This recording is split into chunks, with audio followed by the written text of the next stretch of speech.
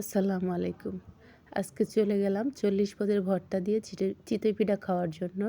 তো দেখাবো আপনাদেরকে আজকে সম্পূর্ণ ভিডিওটা যে কি ভর্তা দিয়ে আমরা খেলাম আর এখানে কি পাওয়া যায়।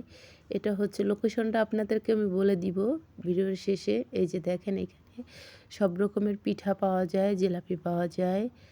তারপরে এখানে চিতই পিঠা, তেলের পিঠা, কুলি পিঠা সব রকমের পিঠা পাওয়া যায়। যেখানে ভাপা পিঠা, তারপরে এখানে পায়েস পাওয়া যায়। পায়েস যেটা ফিরনি বলে, এখানে দোচাও বিক্রি করে, দোচা পাওয়া যায়।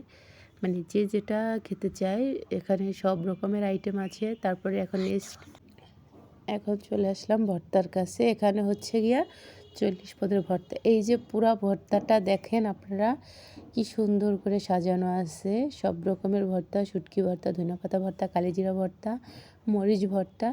যে যে যে যে রকমের ভর্তা খেতে চান, যে কটা ভর্তা খেতে চান সবগুলো ভর্তাই আপনাদেরকে দেওয়া হবে।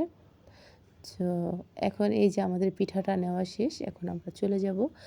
আজকের এই ভিডিওটা করা হচ্ছে আমাদের এখানেই মিরপুর 11 মোহাম্মদিয়া মার্কেটের দক্ষিণ পাশে, বাজারের মানে দক্ষিণ পাশে চলে যেতে হবে। ওখানে গেলে এই ভর্তাটা এখানে চলে আসলেই এই যে এই ভর্তাটা পাওয়া যাবে। এখন আমরা এই যে বাসায় চলে আসছি। এখন এই যে ভর্তা দিয়ে দেখেন আমরা সবাই পিঠাটা খাচ্ছি। খাওয়ার পরে রিভিউটা দেওয়া হবে, সবাই সাথে থাকেন। যদি কেউ এই 40 পদের ভর্তা এবং চিতই পিঠা খেতে চান তাহলে চলে আসতে হবে মোহাম্মদিয়া মার্কেটের দক্ষিণ পাশে, মানে বাজারের দক্ষিণ পাশে এই 40 পদের ভর্তা আর হচ্ছে চিতই পিঠা খাওয়া যাবে। এটা হচ্ছে গিয়ে মিরপুর 11 নাম্বার, জিজ্ঞাসা করলেই পাওয়া যাবে। এখন হচ্ছে গিয়ে এই যে দেখেন আমার হচ্ছে গিয়ে দেবর, আমার বেআইন ওরা দুষ্টামি করতেছে, এর জন্য ওকে মানে ঝাল খাওয়াইয়া ওর কাছ থেকে রিভিউ নেওয়া হবে। তো সবাই একটু দুষ্টামি ফাজলামি মজা মাস্তি এখানে চলতেছে, সবাই কেউ ভিডিও করতেছে, কেউ দেখাচ্ছে, এই আর কি। সেই রিভিউ দিচ্ছে, সেই হয়েছে নাকি পিঠা আর ভর্তা। তো